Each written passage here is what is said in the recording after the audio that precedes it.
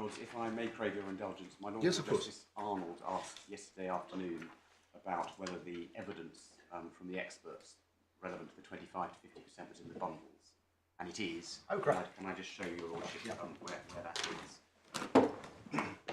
So we're in the supplementary bundle, tab 20. I'm going to start at page 127.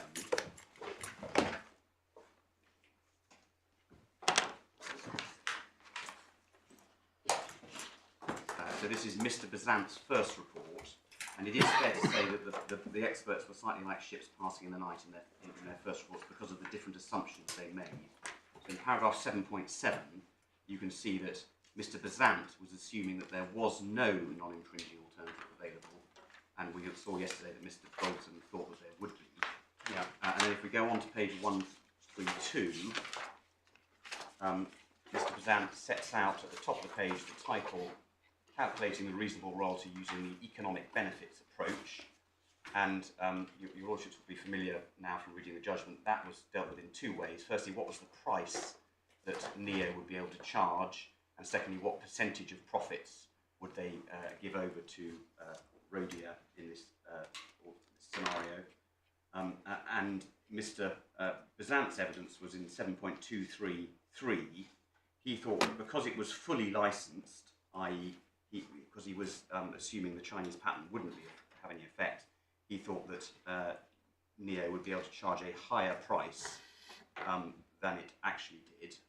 And so he built the Chinese patent into the price, and then he goes on to deal with how would the benefits be shared between Rhodia and Neo, and he goes on to deal with the percentage between 50 and 25 and 50 and 7.27 onwards. And his evidence in 7.28 was that the factors about the percentages can provide directional evidence, but it is rarely possible to identify a precise split. And then in 7.40, he goes on to alight on the figure of 50%. In his view, you see the last line of 740, and then he goes on to discuss the general approach to licensing at 7.41 onwards.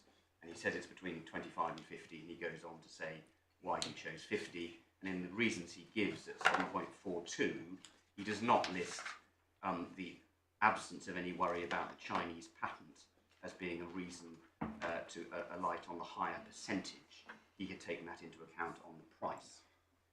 Then if we turn to the next tab, 21, that's his reply report, and he deals with it at page 158 of the bundle, and this is where in paragraph 4.25 he concedes there that if there weren't worldwide rights because of the possibility of risk in China, then he says then a discount to my assessed royalty, which is based on Rhodia's sales price, may be required. So he had put forward the notion that if in fact he was wrong about his assumption, that would result in a lower sales price, and that is precisely what the judge found in her paragraph 289. That's how she dealt with it. Mr. Bolton's approach is in tab 24. We've already looked on page 171 at his evidence there, but just pick it up in 172, para 5.26. He says, in light of the outstanding factual issues, I don't consider myself to be in a position where I can provide further assistance. So he explained why he couldn't. This was his first report, and then in his second report in the next tab, if we pick it up, he starts it at 2.37, but he then goes on to say, I'm asked to make the assumptions that Mr. Besant adopted. What's the page number? Sorry, page 179. And his evidence in 2.310 is that he doesn't think that Neo would have been able to increase their price, and that is as the judge found, so that's consistent with the judge's finding. And then in 2.311, he says this is ultimately a matter for the court to determine in the light of its resolution of the factual and legal issues in dispute between the parties. Then he goes on to deal with the percentage split, and he gives that evidence in 2.312, and he says, in my experience, the range is commonly 25 to 50. And that was not based on whether it was a global or only a local license. This was evidence being given generally. And then in 2.313, you'll see he's still making the assumption in his calculation of percentages that there were alternatives available. You see that in the last 4 lines of 2.313. And that's one of the reasons that he pitches for the lower end of the percentage range. In 2.314, he goes for 25%. But then again, he repeats in 2.315, he thinks this is ultimately a matter for the court. That's his summary, and the detail it follows. We probably don't need to spend much time on it, but I want to just emphasise the following. On 182, paragraph 5.14, he says he largely agrees with what Mr. Besant says in section 7 of Mr. Besant's first report regarding approaches to determining a reasonable royalty. So that includes the 25 to 50%. And then he goes on to explain, in fact, the last sentence. He says, for example, I developed the economic benefits approach to licensing in the early 1990s, which Mr. Besant had adopted. So it's not surprising he agrees with it. And then in 187, he goes on to make assumptions. This is his model A, scenario A and scenario B. Scenario A, that Neo were able to charge Rhodia's prices, and scenario B, that Neo were only able to charge Neo's prices, which reflected the actual position. And that's, of course, scenario B is what the judge went with in the end. And then on page 190, he explains, first reviews the 25 to 50 range. Then he says in 5.518, he thinks a 25 to 33 split is more common.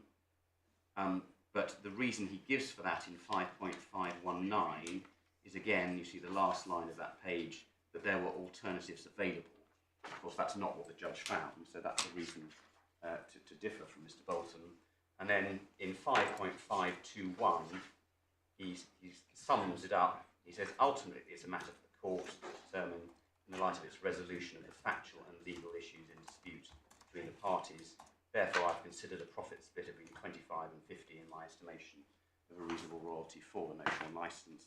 And in response to my Lord Justice Coulson's questions yesterday afternoon, there was a meeting between the experts, and the profit split 25 to 50 wasn't an issue that the judge was asked to determine, because they were agreed that that was an appropriate range.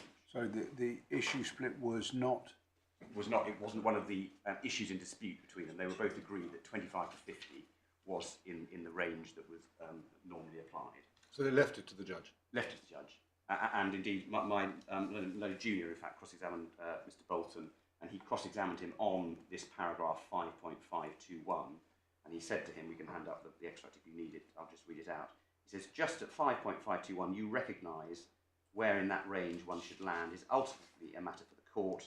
And Mr. Bolton replied, yes, not least because the court has heard a lot of the evidence about the factual matters in dispute that was not available to Mr. Besant and to me. So effectively, Mr. Bolton handed the issue over to the court, recognising that it needed resolution of all the factual issues. Both of the experts had made assumptions. They were both right about one thing and both wrong about one thing, and the judge resolved it. Right, so you draw from this the fact that the experts were not themselves saying that this is an illicit exercise. It's an exercise that's fraught with uncertainties, but they nevertheless narrowed it down to a point where they were able to serve it up to the judge to make a decision, and nobody objected to her doing so. Absolutely. And one final point, just while I've got this bundle open, on just return back to 183, and this is a point on RN2 rather than RN4, so this is the proportionality point. My learned friend relies on the evidence in 5.22 from Mr. Bolton, where he says, he talks about the royalties, and he says that if, second sentence of 5.22, in fact, a royalty equal to Rhodia's contribution margin would have been more than 100% of Neo's sale price, and it says, unless Neo had been able to significantly increase its prices, it would have meant that Neo sold C100M to JM at a substantial loss. So it's right that Mr. Bolton gave some evidence about royalties and about how that would be affordable to Neo, but we had no evidence on damages from anybody, my learned friend tries to import this 5.22 on royalties into the damages issue on barrier to trade, etc. But there was no evidence given by anyone from Neo that paying damages at the rate sought would have any effect on their business. We know that they were making profits elsewhere in China, so it maybe they were perfectly prepared to pay damages on the sales to Macedonia and South Africa because they were still making sufficient profits elsewhere within the group. We just don't know. So the submissions made by my learned friend that there is a barrier to trade in relation to damages is made completely without evidence.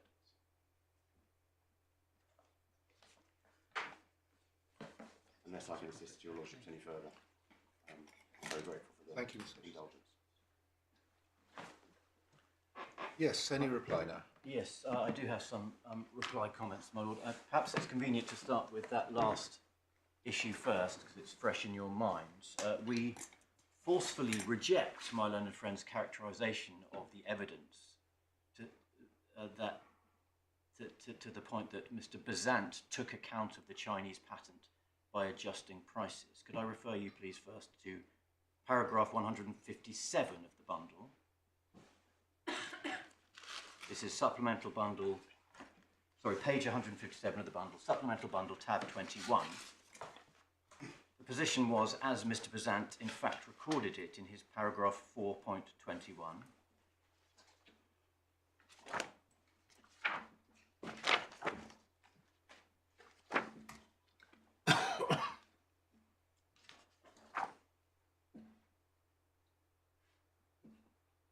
He was instructed, as we told you in our skeleton argument, he instructed that revocation took place ab initio, and therefore he could completely ignore it. He did not adjust any prices that were charged in the counterfactual, and that proposition was then confirmed in the cross-examination when I put it to him. He turned forward, please, to page 205.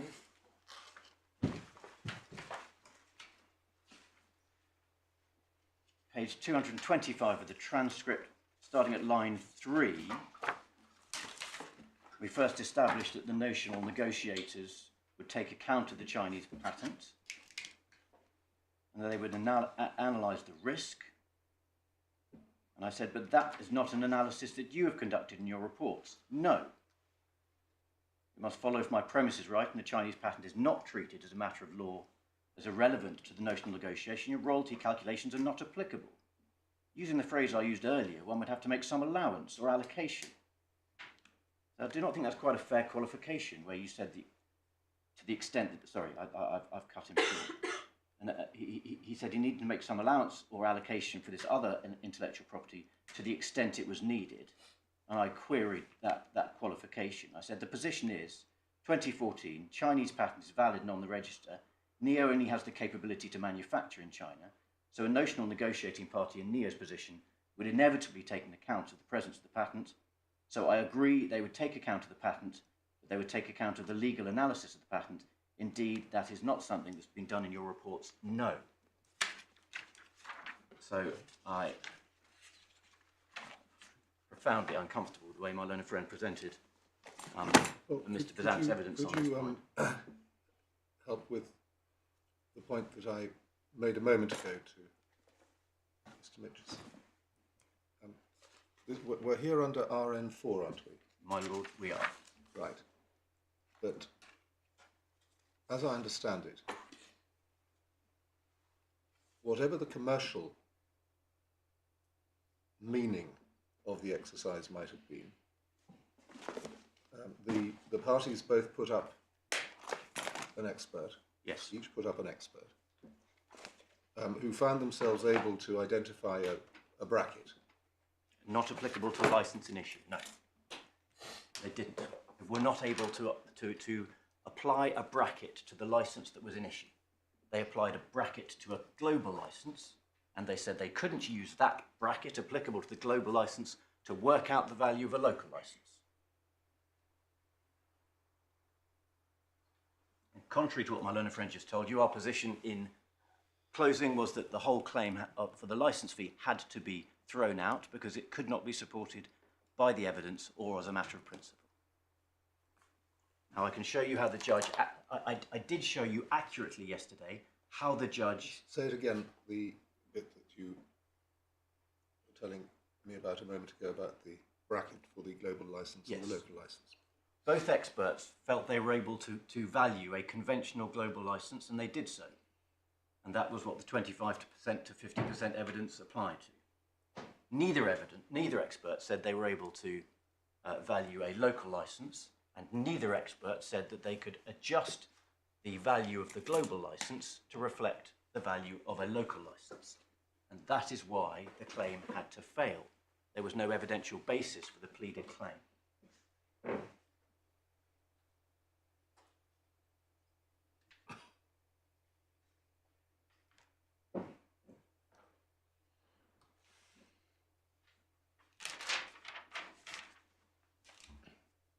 Now, my lords, my presentation to you yesterday about the way the judge dealt with this point was entirely accurate. But what I didn't do is go to the parts of the judgment where she didn't deal with it. In response, my learned friend pointed you to those parts of the judgment and told you that she had. He was wrong to do so, as I shall now explain. Could we please go to the judgment at page 81 of the core bundle?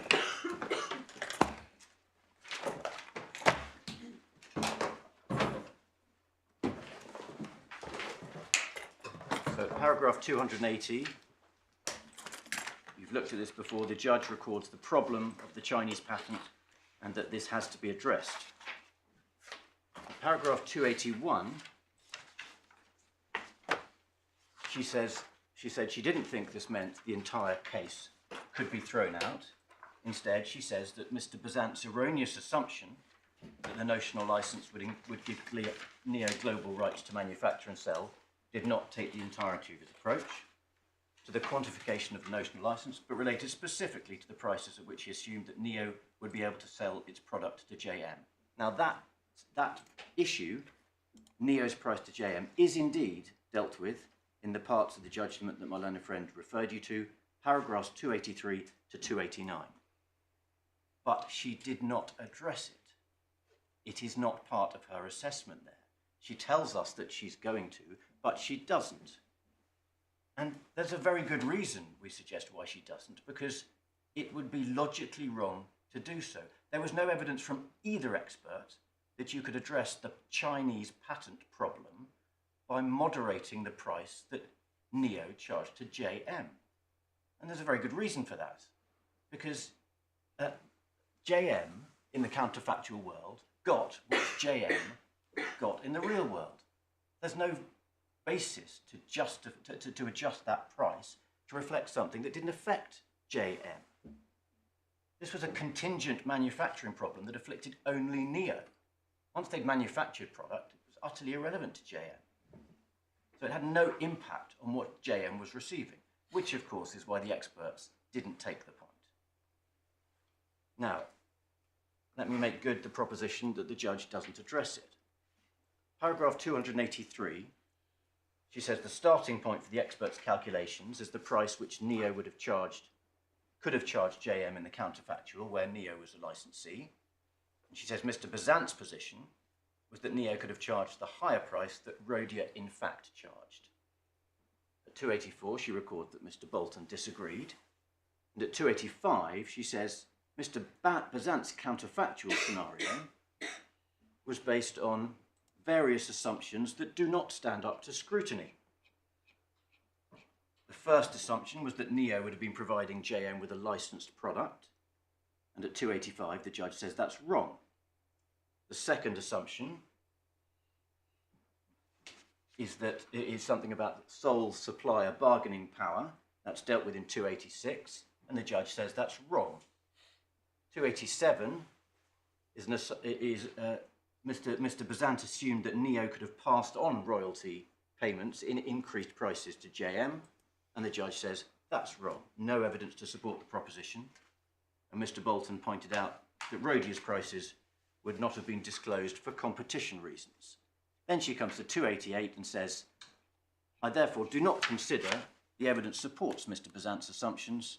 There's no evidence that the counterfactual price might have been higher.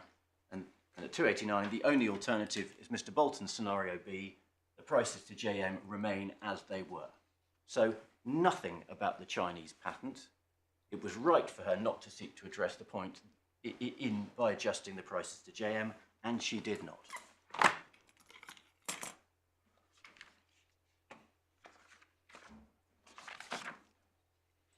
So the position is, as I put it to you yesterday in relation to the licence fee damages claim, and I can move on to my points in reply on the respondent's notice. Point 1, ground 1.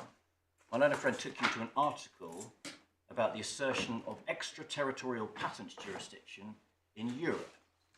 We don't need to turn it up, but it's tab 36 of the authorities.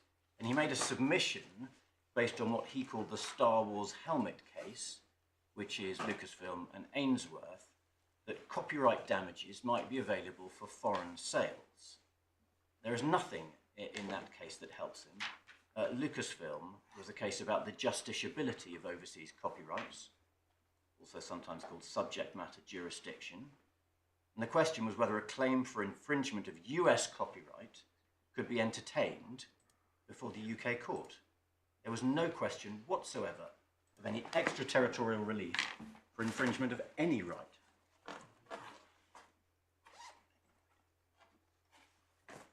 My learned friend then made a submission about the long-arm jurisdiction of the Unified Patent Court. The submission was that the UPC can grant extraterritorial relief, which would otherwise cover lawful acts. That is also wrong. If you could take the third authorities bundle and turn to tab 35, please. You'll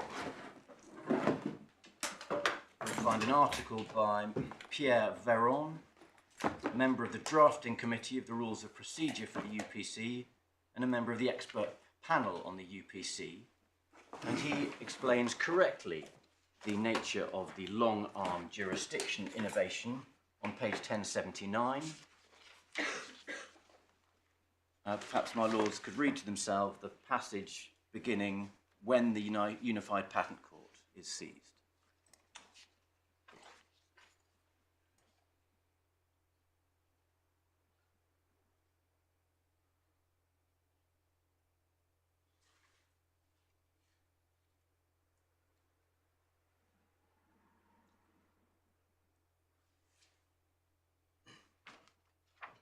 Yes. So again, this is subject matter jurisdiction or justiciability. The UPC will entertain a claim for infringement of a European patent, Turkish European patent, when it is already seized with jurisdiction over the person.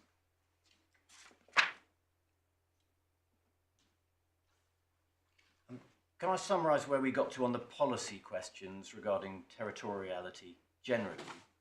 We have Justice Gorsuch and Justice Breyer, who set out detailed policy concerns regarding allowing overseas profits to be recovered, and their concerns that the award of damages for overseas activity was a form of regulating foreign conduct. Then we had the majority in response saying you're not distinguishing between liability and damage. As to that, we have a carefully reasoned article by Professor Holbrook, who explains why, as a matter of practical reality, the distinction between liability and damages on this issue bore little weight. Who I noticed in the small print was a representative in the Western Geckos case. Yes. You didn't tell us that. You may be He's right. a party. Right. He appeared. He produced some paper that they He was considered. one of the authors of one of the amicus curiae briefs. Yes, that's right, an amicus curiae. Yeah. My lord is right. In response, my learned friend did not engage with the reasoning of Professor Holbrook. He didn't point out any flaw in it, and he did not engage with the reasoning of Justice Gorsuch. He did not challenge the proposition that an award of damages for overseas activity was a form of regulating foreign conduct. His only answer to this reasoning was to say it overlooks the distinction, but that amounts to a mere assertion because he didn't explain why. As to his reliance on intention, this was a mantra throughout my learned friend's submissions. It was a sword he used to cut down a whole range of countervailing provisions and policy considerations. But we take a moment to consider what intention actually adds in the context of patent infringement. Patents are commercial rights. They are concerned with monetizing inventions. My client supplied some development materials to JM, and everyone involved in that commercial development project intended it to be successful. But everyone involved in any commercial development project intends it to be successful. These ventures are universally intended to result in profitable activities wherever they can be exploited. Now, my client's development materials happen to infringe a patent, so be it. But it adds precisely nothing to say they intended the project to yield profits. That is the default expected position. And to suggest, as my learned friend does, that it adds some sort of aggravating factor, we say flies in the face of commercial reality.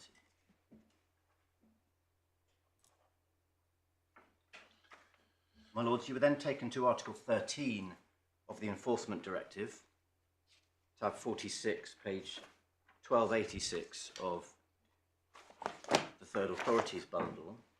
And my learned friend suggested that Article 13 indicated you should be able to recover all losses where the defendant has knowingly engaged in infringing activity.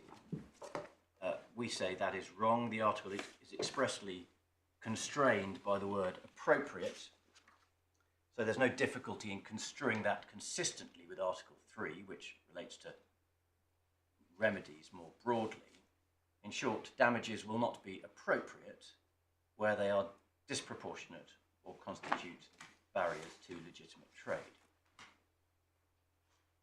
On that point, at page 307 of yesterday's transcript, my learned friend stated that the judge had found Neo to have knowingly engaged in infringing activity. That's what he said. We do not recognise that accusation. There was no allegation of knowing infringement before the judge. There was no finding of knowing infringement by the judge. There was a finding that Neo knew about the patent, but that's not the same thing at all. Patents are published on public registers. They're commonly known about. As my Lord Justice Arnold stated yesterday, Neo may have thought the patent was invalid.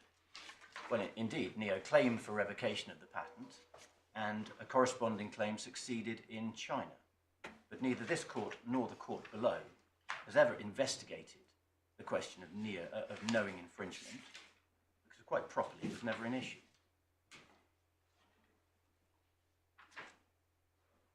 Moving on then to proportionality.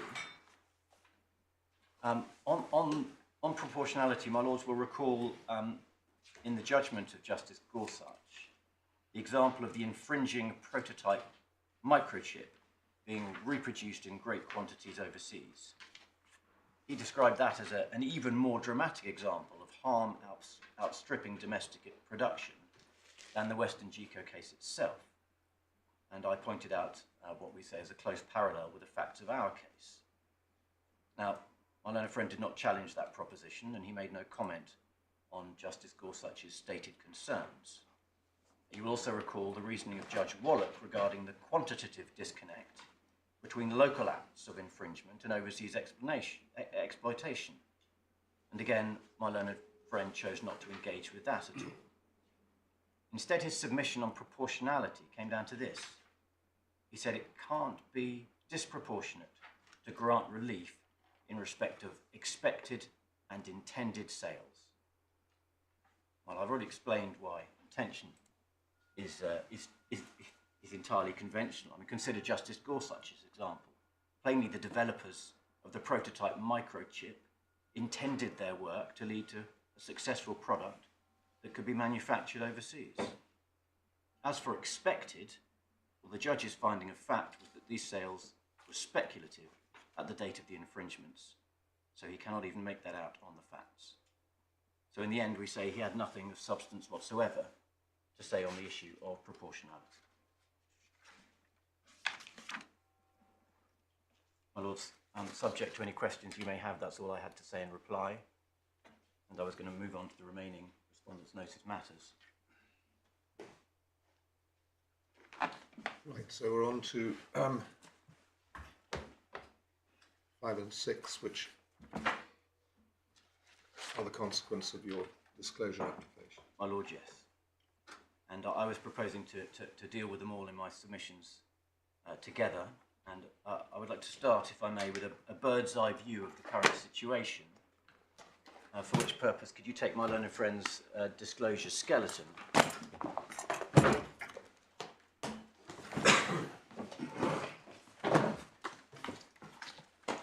Which is bundle AB, tab 30. And turn to paragraph 18.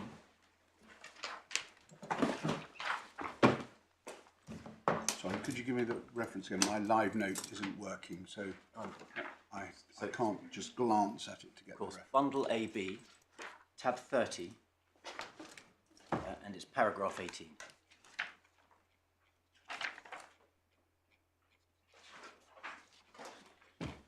Paragraph 18, Rhodia accepts that the damages trial was conducted on the basis that Rhodia was entitled to claim for its damages over all periods of time.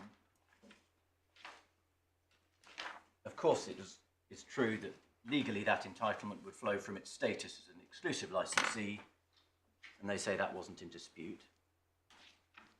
And then turn forward, please, to paragraph 32.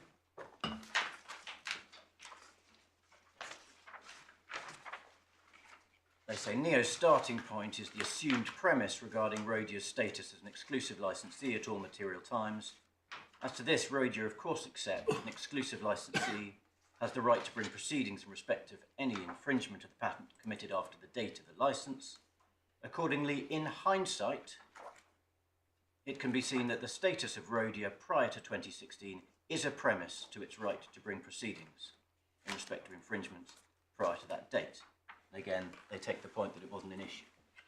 So it is common ground between the parties that the quantum trial was prosecuted on the premise that Rhodia had exclusive rights prior to 2016, and in fact it is from 2013.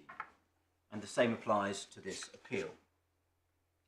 My application for disclosure relates to a document which we call the MDA, and as I will explain, the overwhelming inference from the materials before the court is that this document will indicate that Rhodia did not have exclusive rights prior to 2016. And that would mean the premise for the whole claim at trial was wrong, because Rhodia did not have the rights that it was suing on. And the appellants accept that throughout the quantum stage of these proceedings, they were under a duty to disclose known adverse documents. But their position is that even though the MDA may have a catastrophic effect on their damages claim, it was not an adverse document, because they say that the question of Rhodia's exclusive rights was not an issue in dispute within the meaning of the practice direction 57 AD. Now, in order to deal with issues surrounding disclosure and Rhodia's status more broadly, I was planning to address you on the following topics. Firstly, we will look briefly at the practice direction itself and adverse documents and issues in dispute within the meaning of that practice direction. Then we need to look at the pleadings at the liability stage to examine the appellant's argument that Rhodia's status was admitted back then. And at that point, we will also consider the current evidential position. Third, the position at the quantum stage. Fourth, the position on appeal. And then fifth and sixth, I will deal with the merits of our respondents' grounds 5 and 6, which by then will be relatively short. Right, can you just help me with this? I can't claim to have read closely into this, but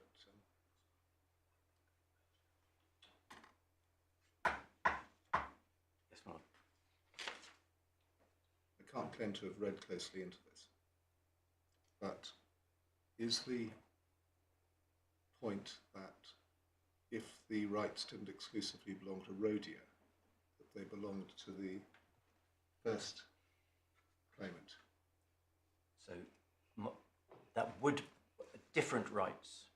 So if Rhodia didn't have the right to sue, it didn't have the right to recover the damages. I'm not asking for an No. extrapolation. No, I'm trying to asking answer your for question. what the factual Yes, permutations are based upon this undisclosed document, right.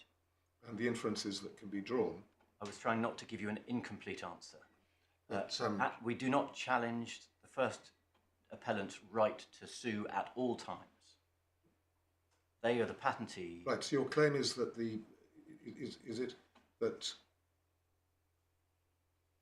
you're wanting to argue that you've been sued by the wrong people? We've been sued for the wrong damages. We have been sued exclusively for loss suffered by Rhodia. Yes. Rhodia stands, in terms of recoverability, in a very different position to Anan Kasei. Rhodia is the party with the global reach, with the relationship with Johnson Matthey, with the high sales prices, and Rhodia says, we'd have made all these sales ourselves with our massive profit, and you need to compensate us.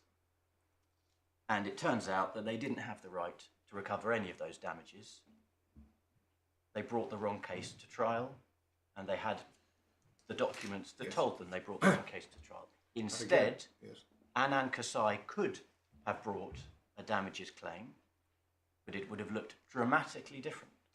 Anan Kasei didn't have much manufacturing capacity. It didn't sell at a very high price. Indeed, there was that the sales price as between Anan Kasei and Rhodia was so unfair to Anan Kasei that he thought it was not a comparable license. Now, you're about to embark upon a series of submissions about this, but at least forefront in my mind is this: how long was the litigation in the Patents Court? When did it start? The liability claim started in 2016. Yes, 2016. Right. And so it was on foot for 4 or 5 years. Yes. What is this going to avail you if you can't get past the test for admitting this evidence if you manage to get it in these proceedings? Why is this coming up through a respondent's notice Because, rather than at trial? because we never received the disclosure that we were entitled to during the quantum stage. It is my case that they didn't need to disclose this license or the MDA during the liability stage.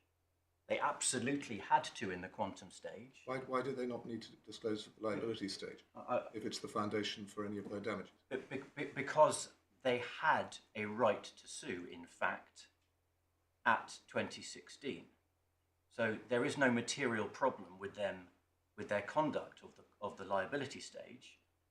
It was correct. They pleaded. No criticism of their conduct at the liability stage. At the liability So stage. the liability stage is we can forget about. Well, no, you can't, because my learned friend says that that on my side, we admitted. No, from your case, we can forget about it. I appreciate he says you admitted this in 2017. He does say that, my lord, yes. But as far as you're concerned, it didn't need to be raised. So if you're wrong about that, if you took the view that if this fundamental point was going to be an issue, it was an issue from the get-go, then what? No. The case was subject to a split trial, which means that the first trial, the liability trial, just decides whether the claimants between them have entitlement to the relief claimed, and the relief claimed includes an inquiry as to damages.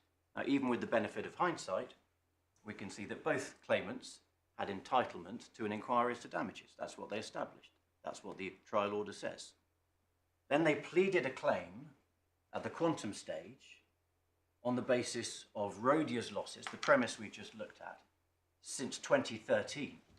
At that stage, at that point in the proceedings, they were obliged to disclose documents which indicated that Rhodia didn't have the rights in 2013, 14, 15. So when did you become aware of this? When, do you mean, when did When did you become aware of the fact that you didn't think that they had the rights? I'm going to need to just, if you're asking when did I personally become aware? No, your when did client. anyone at my client Yes. first? So my clients first received the 2016 license in Germany as part of the German proceedings in 2016. Right.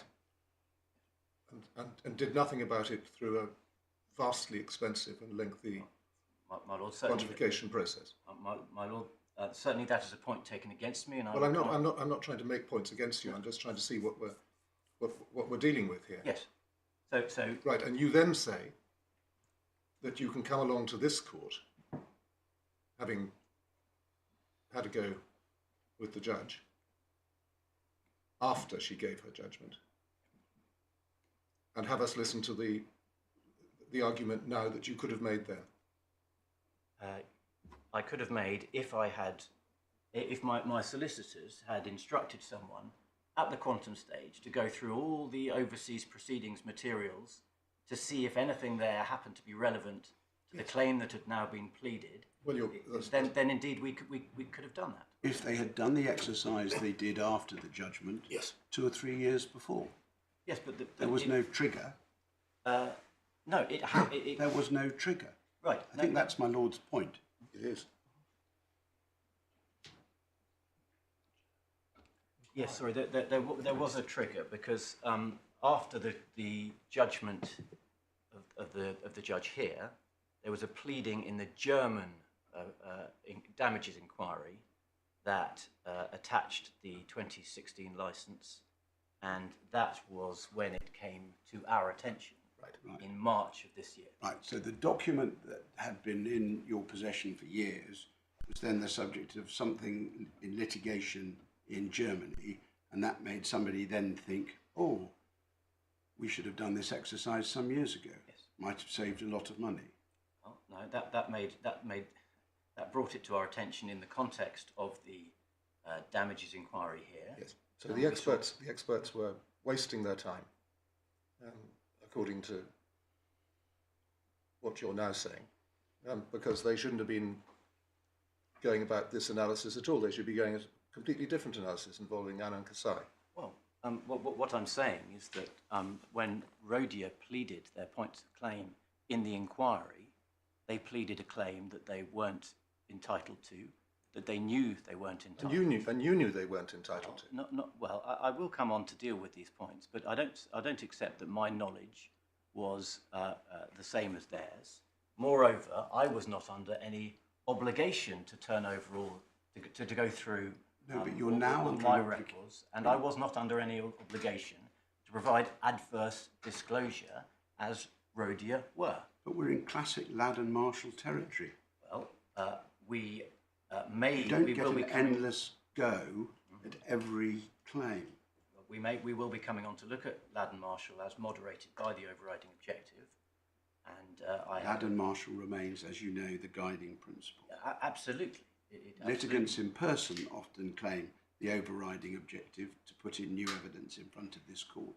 Slightly rarer in these sorts of circumstances. Well, my lord, I mean, there is Court of Appeal authority that Ladd and Marshall now has to be interpreted in accordance with the overriding objective. Or Justice Richards, as he then was, absolutely. Right, and there's also authority at first instance that doing that requires the court to take a view on parties' disclosure obligations and whether they've been complied with. There is an absolutely clear nexus between the breach of those disclosure obligations in this case and the way that the case ended up at trial. So I accept that there is a counterfactual in which someone on my side happens to remember what they saw in a German, in a document that came from Germany in 2016, or happens to go back through the massive files of overseas litigation that was stored, put into storage in London, and discovers it again. I do not accept that diligence requires anybody to do that, or expects anyone to remember what they happened to see in a document 3.5 years before. Conversely, my learned friends' clients were under an obligation to give adverse disclosure, and my clients were entitled to expect that that would be complied with, and they were entitled not to have to pay their lawyers to behave as if it wouldn't be complied with, to turn over every stone just in case there happened to be a document that Rhodia didn't disclose. And if it had been complied with, there's no question I'd be facing any of these difficulties.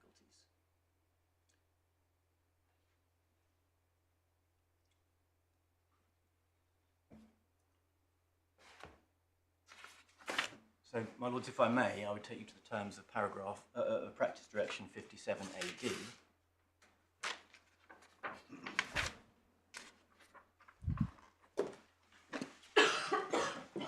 Now, I'm going to ask for a time estimate for Yes. this raft of submissions. Yes. Well, I know my lord wants to be finished this morning. Yes. I'm bound to say that may be tight. We estimated Well, this you're trial. making an application here. It's not an appeal. It's not even yet a respondent's notice. No. And you're going to have to do that in a proportionate way. Yes, my lord. We were asked about time estimate for the trial originally. So excuse me, for the appeal originally, and then the appeal with this application. And we maintained that 3 days would be adequate. My learned friend and I considered that, and I have moved on at some speed through my earlier submissions to ensure that the 3 days remained adequate, and I have no doubt whatsoever that they will be. But I can't guarantee you that I can get through my submissions and allow my learned friend an opportunity to reply before the short adjournment.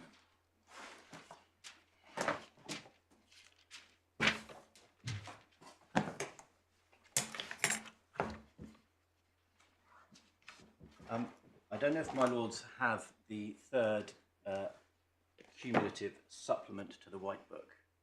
If you don't, I can hand up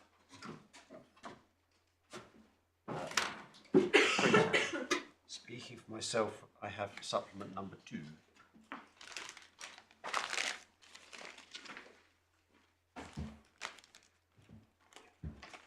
Yes, My lords are in the same we have in position. court. It may be easy We to have in court the second supplement. It may be easy There- to hand up the We third. all have doubtless have in our rooms the third. Yes. But, Would it be more convenient if I gave you a printout so that we're all literally on the same page?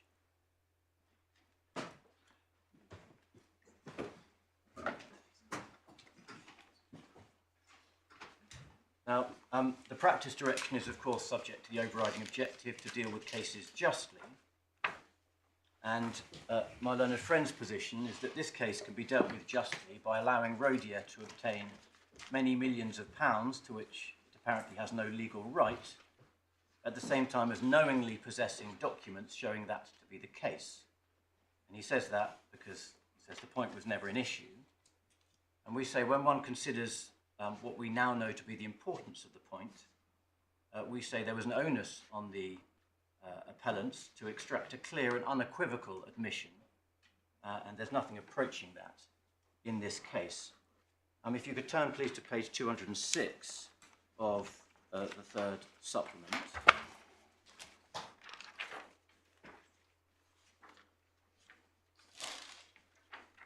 Paragraphs 2.7, disclosure extends to adverse documents. The document is adverse if it or any information it contains contradicts or materially damages the disclosing party's contention or version of events on an issue in dispute, or supports the contention or version of events of an opposing party on an issue in dispute, whether or not that issue is one of the agreed issues for disclosure. So note please that issues in dispute is broader than issues capital I for disclosure capital D. And at the bottom of the page, you'll see a reference to a decision of Mrs. Justice Falk in Obaid and El Hazimi. Known adverse documents is a broad concept that could encompass matters not dealt with in statements of case. So you don't just look at the pleadings to decide whether an issue is in dispute or a document is adverse. You can look at the evidence, for example, as well. She also said that the general touchstone is fairness. And my Lord, we do have that authority in tab 25 of the authorities bundle.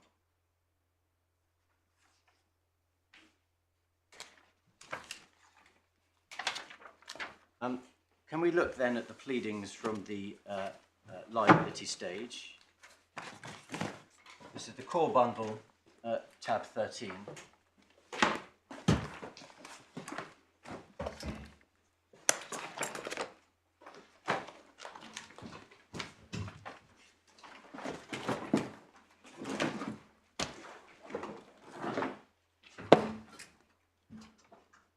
And paragraph 1 is the key, page 154 of the bundle. Second sentence, the second claimant is the exclusive licensee. We say the natural meaning of that allegation is restricted to Rhodia's status as at the date of the document, which is the 13th of April 2016. It says nothing about when Rhodia acquired that status, and that natural meaning is then supported by the context. Part of the context is the preceding sentence, which says the first claimant is the patentee. The point being that between them, the two claimants have the rights position covered. The broader context is that the particulars of claim are intended to set out the factual basis for the entitlement to the relief claimed. As to that, could you turn forward, please, to paragraph 5.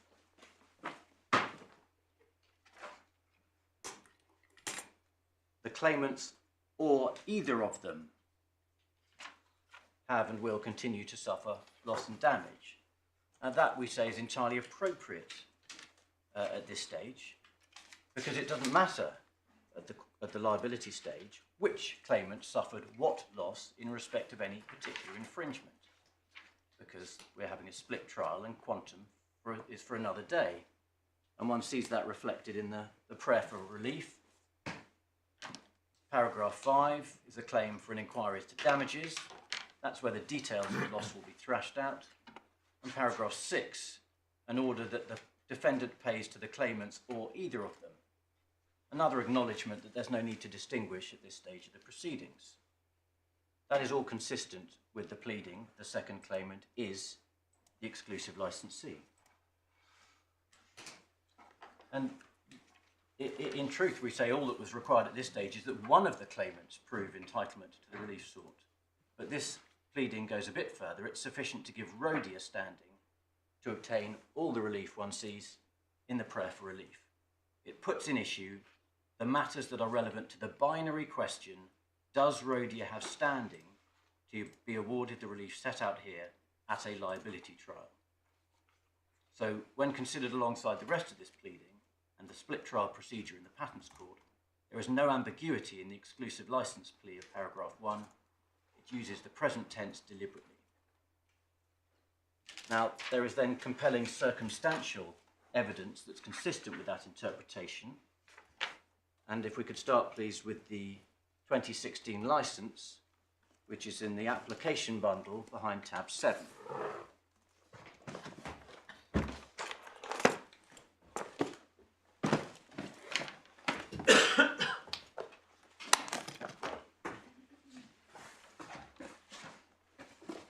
I'm only going to go to this document once, so I'll explain my position on it generally. We invite you to take 4 points from this document. First, note the date of the draft, which you can see on page 26 at the bottom, 8th of April 2016. So the timing fits with the appellants having executed this document in order to give Rhodia standing to sue, and immediately afterwards they plead Rhodia is the exclusive licensee. So the pleading is correct? The pleading is correct, my lord, absolutely. If read literally, you say. Yes, quite so. Second, the document on its... What page are we on, I'm sorry? So, page 25 well, I was referring, my lords, to the little subscript on page 26. 26 of what? Of tab 7 of bundle AB.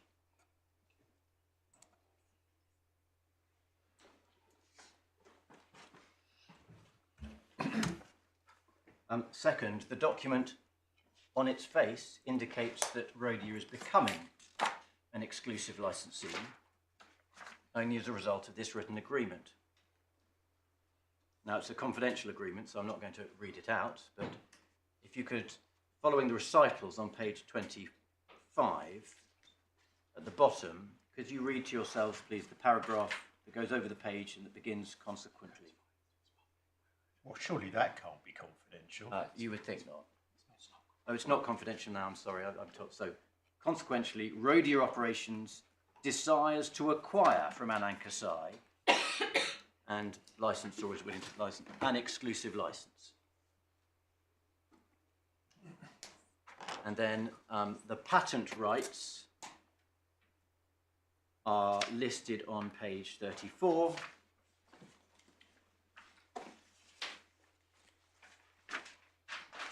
And the first one in that list is the patent in suit, EP338.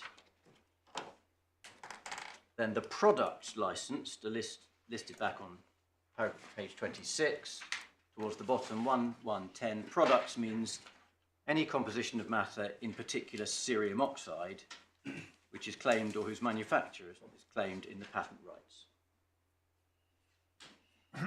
The third point is that the license provides an indication of what the arrangement was prior to this agreement. So if you see the third recital on page 25,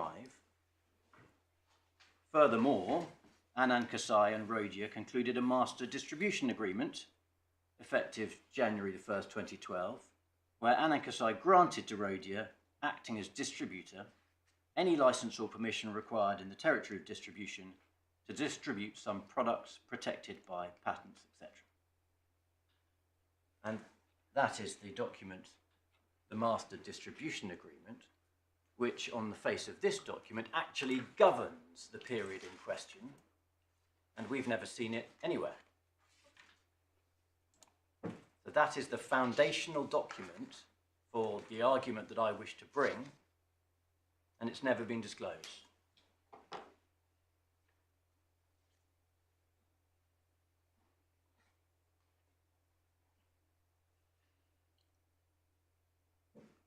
Fourthly, our interpretation is consistent with Rhodia's approach in the German proceedings over the counterpart German patent. Well, just before we get into that, we also need to pick up, while we're here, the effective date in 1.1.4, which is 1st of July 2015.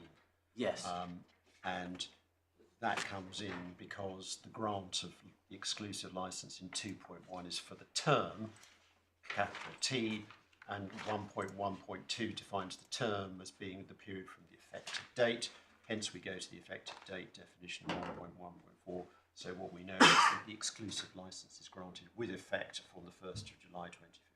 Yes, but that doesn't make any difference for the application of Section 67 of the Patents Act, which only allows an exclusive licensee to claim for infringement after the date of the license. And of course that is that necessarily correct? Of course, they couldn't issue their claim form until the exclusive license was executed. But do you dispute that having issued their claim form after execution of the license, given that the license backdates to the 1st of July 2015, they can then claim as from 1st July 2015? I very much do dispute that, yes. If one considers the situation as it was on the 2nd of July 2015, Rhodia has no rights, and it may suffer injury in the market from competition. And it continues to suffer injury in the market from competition, but it has no basis to recover in law. And that cannot be retrospectively changed. You cannot give a party a basis for objection to a course of conduct retrospectively. And we Why say not? You can do it in contract. Why can't you do it in patents? Well, you can do it as between the parties, but Neo's not a party to this agreement. Neo hasn't agreed. So what? This is all about the arrangement between the patentee and its exclusive licensee. Yeah, indeed. The infringer's got nothing to do with it. No, well, quite. So the infringer can't be put in a worse position by an arrangement between Anan Kasei and Rhodia. All right. Is there any learning on this? There isn't, but it does emerge from the wording of Section 67 itself. All right. Well, in which case we better look at that. Right.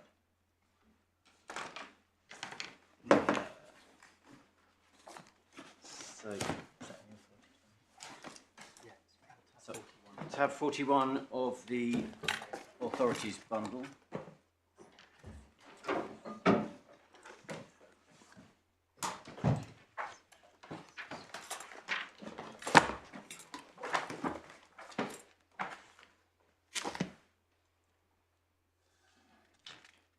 Now, my reading of that is after the date of the licence is after the date upon which the licence is executed.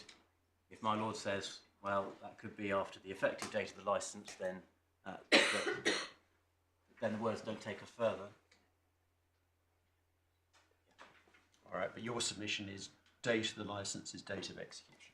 Date of execution, and I say that stands up to scrutiny, because it means that a party cannot be imperilled by a retrospective licence in circumstances when they may have behaved thinking you can see it would be a recipe for abuse, because someone not using a patent at all could step into a situation where there was a competition between two parties and say, well, I can grant you a retrospective licence, then you can make hay with infringements, when in fact you didn't have any rights at the time. So we say that's the better reading of the statute. Okay. My fourth point, my lords, was we say we rely on the approach taken in Germany, where Rhodia is the only claimant, and in its damages claim it has expressly limited damages. Limited its claim to damages caused by acts of infringement occurring after the effective date of the 2016 licence agreement. Well, I'm interested in the way you put that, given the discussion we've just had. So, do I understand from that in Germany they're claiming damages from the 1st of July 2015? They are claiming that. I don't know whether they're entitled to get that as a matter of German law, but if they were claiming it in the UK, I would say that they're overstating it may be a dispute in Germany. There may be a dispute in Germany. I can't assist further. But what I can say is they've also expressly reserved the right to add a claim for only Anan Kasei's damages prior to that date. And they have declined, despite our invitation, to explain in evidence or submissions on this point why the approach taken in Germany has been taken if Rhodia really did have any prior rights.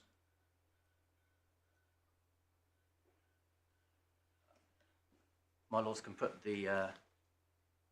we're done with... You say there is an overwhelming inference to be drawn that they had no right, Rhodia had no right prior to the execution of this document. My lord, yes. Fine. But then we need to look at what was admitted. Yeah, absolutely. You've seen what was alleged in the particulars of claim. One other thing that happened at about the same time is that my Lord Justice Arnold heard an application for samples, which was supported by a witness statement from Mr. Bennett, who said in that statement, Rhodia is the exclusive licensee of the patent. That was in June 2016, and that perfectly reflects the language in the particulars of claim. But what if what Mr. Bennett really meant then was that Rhodia had enjoyed exclusive rights since 2013? But it wasn't material. No. But we're only applying for disclosure. I'll move on. So we're still in the liability stage, and we need to look at the particulars of infringement, which my learned friend places heavy reliance on. First thing to note, of course, is that the particulars of claim cross-refer to the particulars of infringement, as you would expect, because they are in service of the particulars of claim and the allegations that are set out there. There is therefore no reason for them to go beyond what is needed to establish a right to the relief claimed in the particulars of claim. This is Core Bundle tab 14, page 157. And their position, as set out in their disclosure statement, is that the particulars of infringement included claims and sought relief for Rhodia's losses over the 3 years prior to 2016. So that's what we're looking for. Paragraph 1, 2 and 3 are simply the defendants have carried out infringing acts and threatened to do so. And that, of course, that threat forms the basis of the injunction claimed by both claimants. But if you could move forward then, please, to page 160, paragraph 4.0 is what the appellant sees on now. Now, that complains of Neo's supply of development samples free of charge to customers for evaluation. And the paragraph ends, the claimants seek relief in relation to all such acts which flow directly and foreseeably from the act complained of. The appellants interpret that as follows. The claimants... I'm very Yes. sorry, No. because it's not having the line note. Which was the reference again? So, my lord, this is probably my fault for going too fast. It's page 160. Yeah, You see the sub-paragraph O? yeah, So it starts with a complaint about free samples. Yeah. And the key is the last line, the claimants, plural, seek Oh, yeah. relief. yeah. And it is their position that in effect says the claimants are each entitled to damages in relation to all the acts complained of, as to which we have 4 comments. First, it simply doesn't say that. That is just a bald statement of the claimant's combined desire to recover consequential loss. Because, of course, these are the particulars of infringement and not a statement of the claimant's position on loss or damage. Second, there would be no reason for such a plea to be advanced at the liability stage. Third, on the appellant's case, that is a conclusory pleading. It is a record of the claimed entitlement. If that was the intended meaning, one would expect it to be associated with supporting facts, something like the claimant entered into an exclusive license in 2013. Fourth, let us assume that is what the pleading meant. How then do the appellants reconcile it with the facts? This pleading is supported by a statement of truth. What is the true factual basis upon which it can be said that Rhodia was entitled to damages in relation to acts in 2014 and 2015? We say there is none.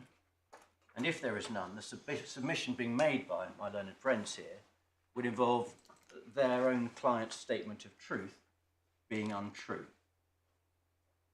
Now, to make good that point, I want to consider the position on the evidence before this court, and for that purpose we need to go to tab 10 of the application bundle.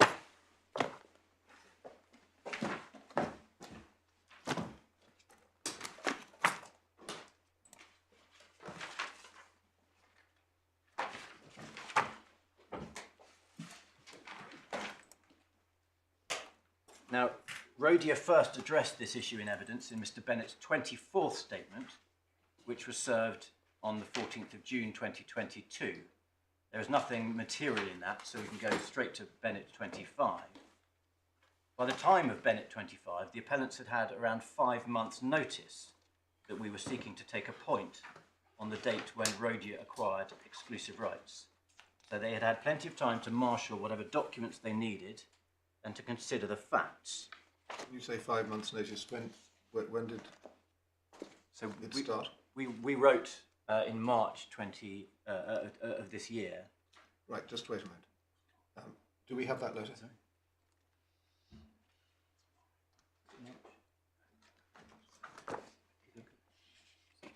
Sorry, I think it may have been April. I'll get the date and I'll answer my. Do we have the letter in the? I'll answer my lord's bundle. question about the letter. Do you want me to wait, or do you want me to carry on and get back to you? If it can be done quickly, I'll wait.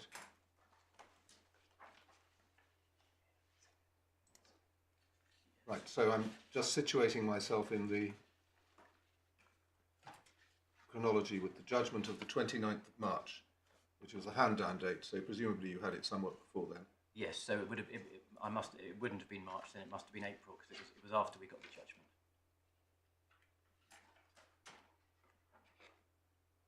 And yes, we did get the judgment before the hand down date.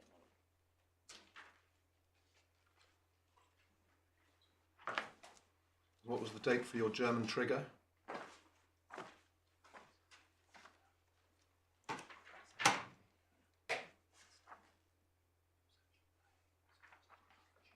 Right. So where's this page 21? So actually, there is a chronology on page 21. Thank you. Of this bundle, my lord, and my memory was not quite right. It looks like the first letter is in May, the 4th of May 2022.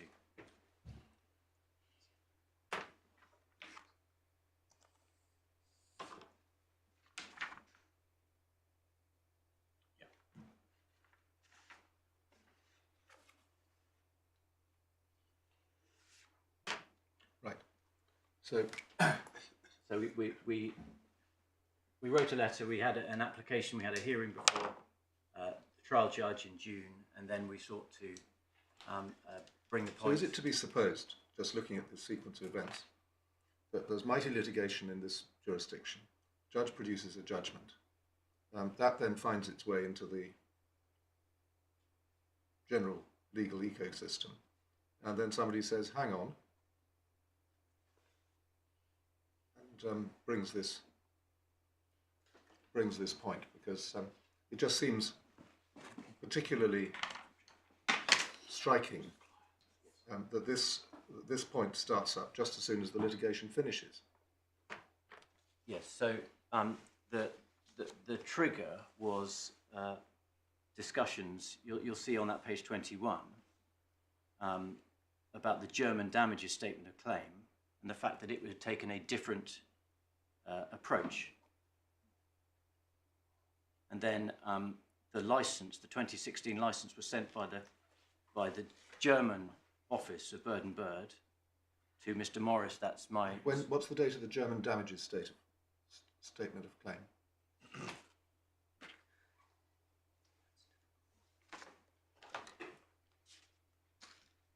I can take instructions on that point. Yes, please. My lord, I think it may have been December of 2021. The precise detail doesn't matter. No. But I'm just trying to dislodge from my mind, if it's wrong, the idea that effectively what's happened is that that this point arises actually as a result of the judgment. Yes.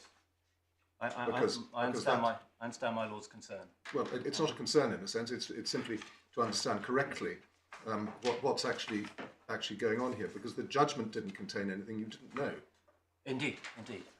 I suppose it may have contained something that came as a surprise to one of the German lawyers reading it, which might have prompted them to say, "Well, what about the license?" But I will come with an answer to your questions. Yes.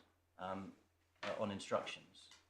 But perhaps in the meantime. Thank you. Well, anyhow, you were back with Bennett 25. Yes. So Mr. Bennett and his clients have known about our knowledge of this issue and our position on this issue since May, and Bennett 25 is dated from September, so they've had plenty of time to consider the position. And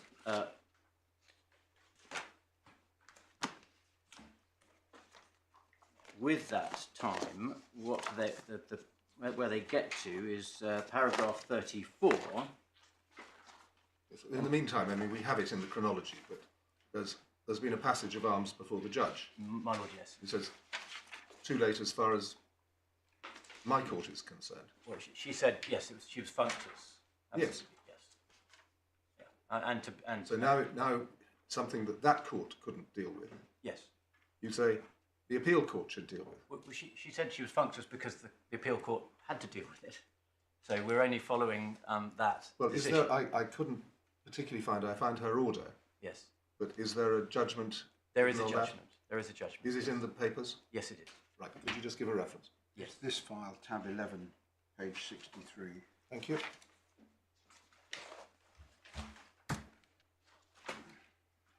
And to be clear, Yes, although she found she was functus, she didn't have a lot of sympathy for my application.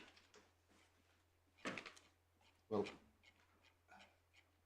as I say, I hadn't read what she said. Well, so my learned friend certainly relies on it and has referred to it in his skeleton.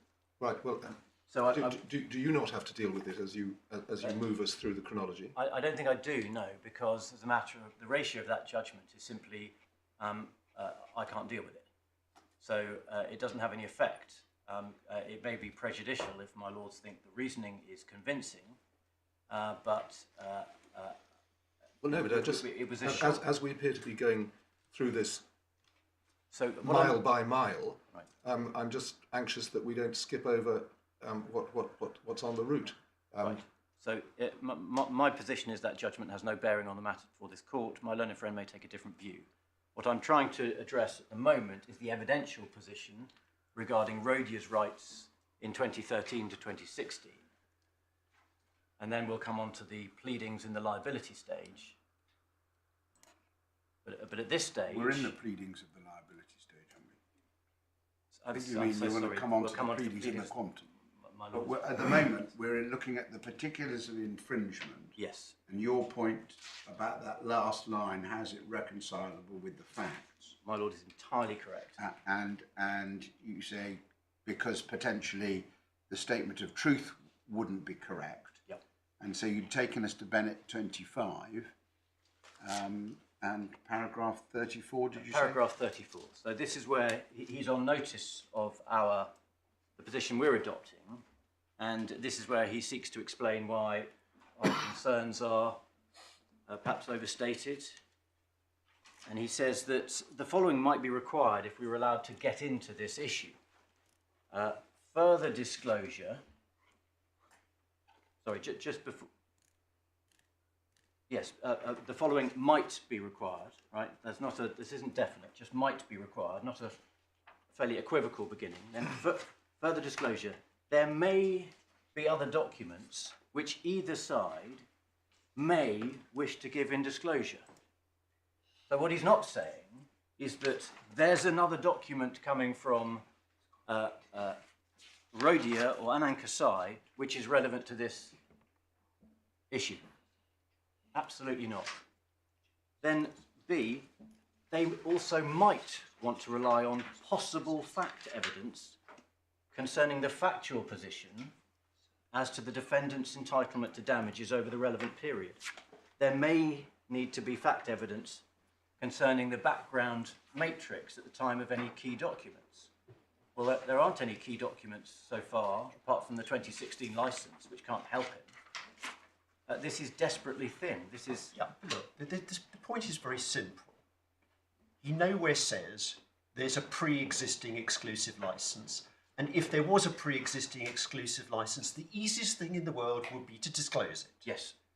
And not only that, they're resolutely refusing to disclose the master distribution agreement. Yes. Again, if that was a pre-existing exclusive licence, the easiest thing in the world would be to disclose it and to show that there are no concerns. Yes. So, as I said earlier, there is an overwhelming inference that they weren't exclusively licensed prior to the execution of the 2016 document.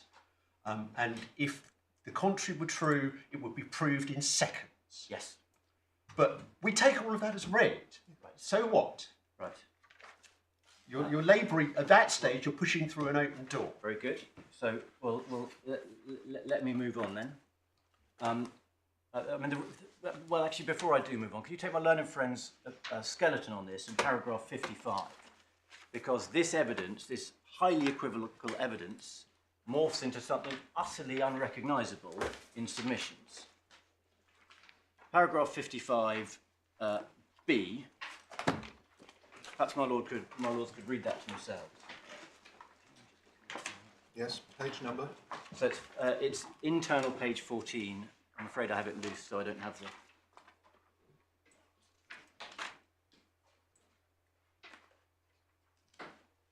Yeah, well, that makes a submission which is not supported by the evidence, you say. Indeed, a whole series of them, my lord. Yeah. So back in the liability stage, the next development was a hearing in March 2017 in which Neo's skeleton argument, so that's my client's skeleton argument, recorded the second claimant is the exclusive licensee of the patent. And we accept that was an admission of the status of Rhodia at that time. The appellants say that must have come as a result of reading the 2016 license, which had been provided to Neo's lawyers in Germany. And Mr. Jenkins explains in his evidence that that is not right. Could you turn, please, to page... But does it matter? Because we've established that was it. It's true. They were. It is true, yes.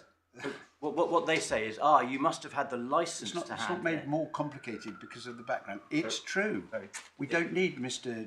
Jenkins' 77th statement to explain how it was that something was admitted that was true. Very good. We can come on to the quantum stage pleadings. Well, just before we do, yes, and this is perhaps my ignorance about how it works in the Patents Court, but is this right? The division between liability and quantum is not the division between what some people call liability proper and quantum. I mean, in other parts of the system, when there's a split trial, when you deal with liability, you deal with causation. Because actually, most civil litigation turns on causation and heads of loss. But is that not the way in patents? That is not the way in patents. Right. So that's liability. Emphatically not. It's a much more upstream. Right. So at the liability phase, it is sufficient for the claimant to establish one infringing act. Yeah. And that opens the door to a wide-ranging inquiry. So it's liability simple, as it were, as opposed to, as I say, this is very old-fashioned language, but that people used to say liability simple, liability proper. This is liability simple. And so when you come on to your inquiry into damages, causation is front and centre. Yes. Yeah. Another way to look at it is sometimes called a technical trial, because it deals with the technical issues of validity and whether there has been an infringement. Right. So now we're going to the quantum, but the quantum with that yes. important qualification. Yeah. So core bundle tab 6, please.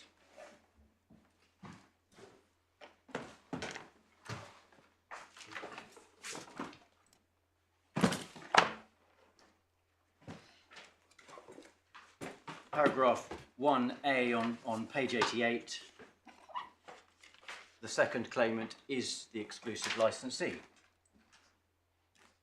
That is the only place where Rhodia's status is addressed.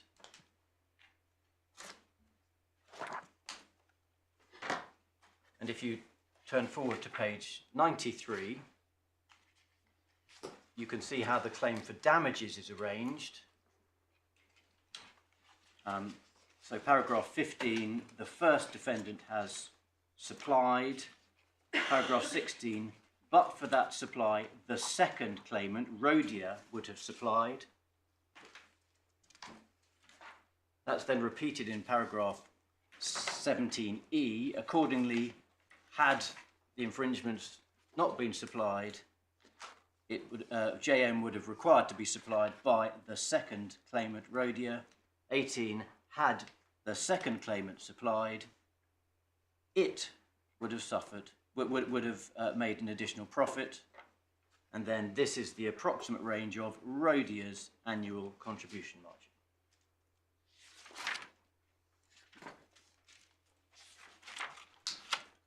Right, so your point on RM5 is that paragraph 1A is legally defective. Yes. But that's a point that was available to be taken as soon as it was served.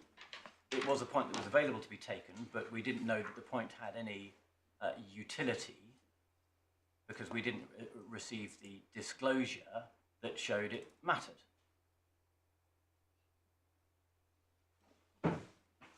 We were entitled to that disclosure if we'd have received it. So I don't understand what's the point, what's disclosure got to do with it? So because RM5 is a straight up and down pleading point.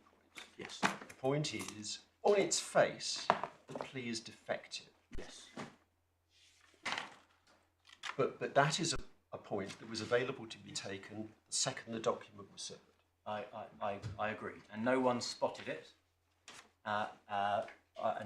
Just like no one spotted it on my learned friend's side, they hadn't realised that they hadn't pleaded it. That's the whole point about this. Well, We're not here in order to decide things that nobody spotted. right. So, underlying my learned friend's position is the proposition that, I mean, they say in their statement, it's clear that both, in their skeleton, it's clear that both sides conducted themselves on the basis that no issue arose. I'm content to accept that as what happened at the quantum stage. Now, it is implicit in their position that both sides were equally complicit in this approach. And I do not accept that. On the contrary, there are three very good reasons why the blame falls squarely on the appellants. Firstly, Rhodia's status was a premise to the claim that the appellants chose to bring. This is RN6. No, this isn't RN6. This is about, this is a response. The pleading point is you say the pleading was legally defective and you agreed that you didn't spot that. Yes. And that's it. As my lord says, that's got nothing to do with disclosure. Right. Well, that's RN6. I don't accept it has nothing to do with disclosure, and I'm coming to explain why. But I think it's better to address, more helpful to my lords, if I address the proposition that, well, it was a bit of a mess, but both sides were involved in this, right? How did you respond to the particular pleading? That pleading was admitted. It was admitted that the trial judge made that finding that. Can we just see it? Can we just see it, please? Is yes. it in tab 9 or somewhere else? That will be in the core bundle.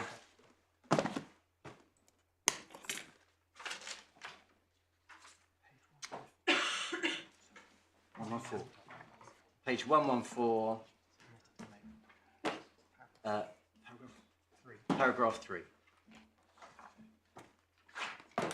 Yeah. So they pleaded what was found by the trial judge on liability. Yes. And you admitted. Yes. He found. Yes. Those things. Yes.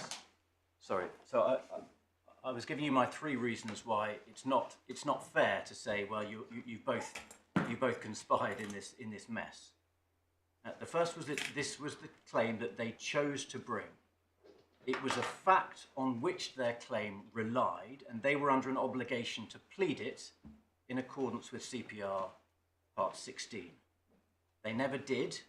That was their omission and their breach of the rules. My lord is right that we didn't spot it, but then we didn't have any reason to think it was important. Second, they were under an obligation to ensure the factual accuracy of their claim. That's how the statement of truth regime works. And they brought a claim whose foundational premise was untrue.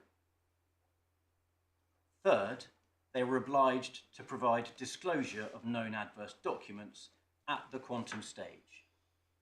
Now, if they had pleaded what they needed to plead, that Rhodia had exclusive rights from 2013, the 2016 licence and the MDA would have unquestionably been known adverse documents. So the only basis upon which they can get round their obligation is their own failure to plead a material fact. Now, even if you take the appellant's position that Rhodia's status was the premise for their claim, that premise has never been admitted. We say a fair approach to their disclosure obligations required them to provide known adverse documents in relation to their foundational premise.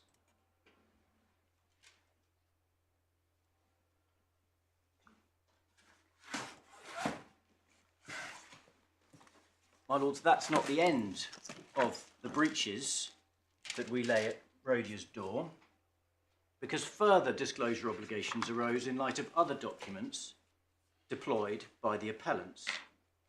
The point can be taken perhaps most quickly by reference to our skeleton argument on disclosure.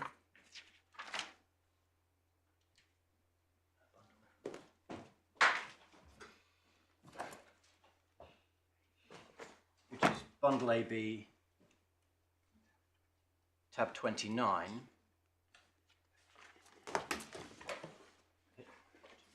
page 298, and paragraph 21, and I set out there the text of a request for further information from November 2020. And what had happened is that the appellants had adopted unilaterally an aggregate approach to their costs for the purposes of the profits calculation. And we asked them, why? What is your case as to why internal costs and revenues, that's costs as between the two claimants, should not be accounted for? And the response was, when assessing the appellant's losses, it's necessary to consider their aggregate loss. The distribution of revenues and costs between the two entities is not relevant to an assessment of their aggregate loss. That is their case. And then under paragraph 24, you'll see there's a quote from Dr. Wong's 9th statement. All costs relating to Rhodia's HSA products were incurred by one of the two claimants, so it is unnecessary to know which of the two claimants incurred them. So their case is they don't need to distinguish. They've not explained why they're entitled to take that aggregate approach. But this entitlement to aggregate was never accepted or admitted by Neo. No, but it was a live issue. It was a live issue, my lord. Indeed. And it was a live issue In the proceedings. In which they had to give disclosure of known adverse documents. Yes, I mean, I understand that submission. Right. But this just seems to me at a high level to evidence the fact that this was all there to be argued about. No, my lord. Well, it was, but... If you didn't like the answers, make your application for disclosures. No. We didn't admit the answers. No, I understand you didn't admit it, but you clearly, from the tone of the document, where it was something that was being examined. Right. Yes. My point is, the entitlement to aggregate was an issue, as my lord has just put to me.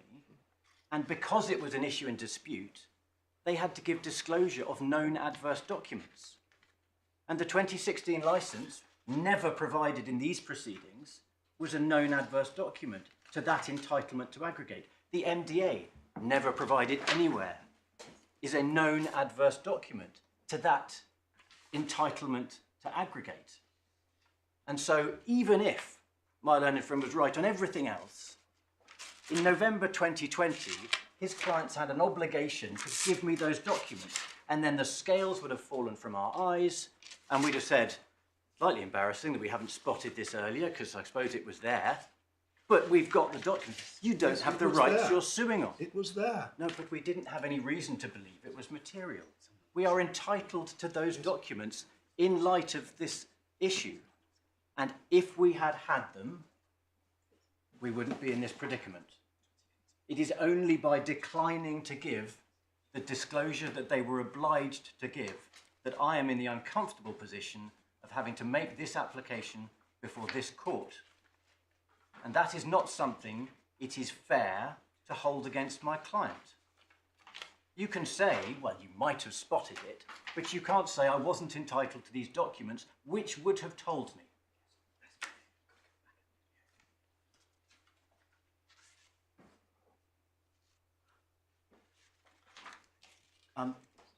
In any event, we say that the MDA is an adverse document for the purposes of our respondent's notice, and we justify that by reference to paragraph 3.3 of the practice direction, which states in terms that the adverse document obligation applies throughout the term of any appeal. That can only apply to documents that were not before a trial judge, so documents disclosed for the first time on appeal. Now, we accept, of course, that documents disclosed for the first time on appeal cannot simply be introduced into the appeal without permission. That's the effect of CPR 5221(2). But that restriction is not reproduced in Practice Direction 57AD with respect to appeals. So we say the scheme is clear. If a new disclosure obligation arises in the course of an appeal, it must be complied with. and then there will be a burden on the receiving party to obtain permission to rely on any newly disclosed documents. Any other approach would effectively write out the words including any appeal from paragraph 3.3.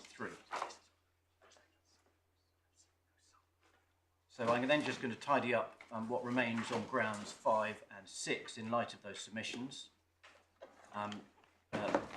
My Lord, Lord Justice Arnold has already put to me the substance of ground 5.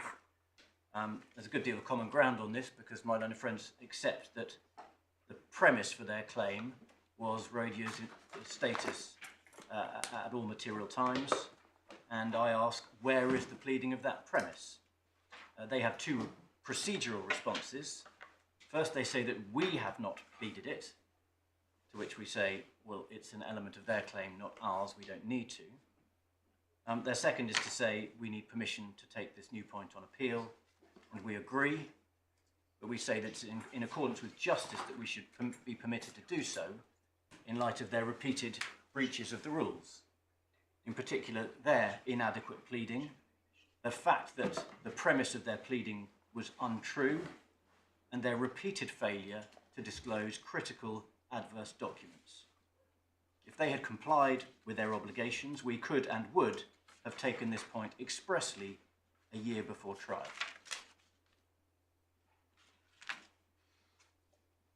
And that brings me, my lords, to ground 6, which provides the substantive factual background for ground 5.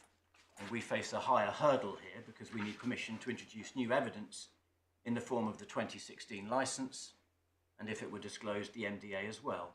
And we've looked at the licence already. That's the primary evidence we want to rely upon. And as I say, it has never been disclosed in these proceedings. Instead, we came by it through Neo's lawyers in Germany. Now, as my Lord, Lord Justice Coulson has indicated, I have to satisfy the Ladden-Marshall hurdles, albeit subject to a slight softening in accordance with the overriding objective.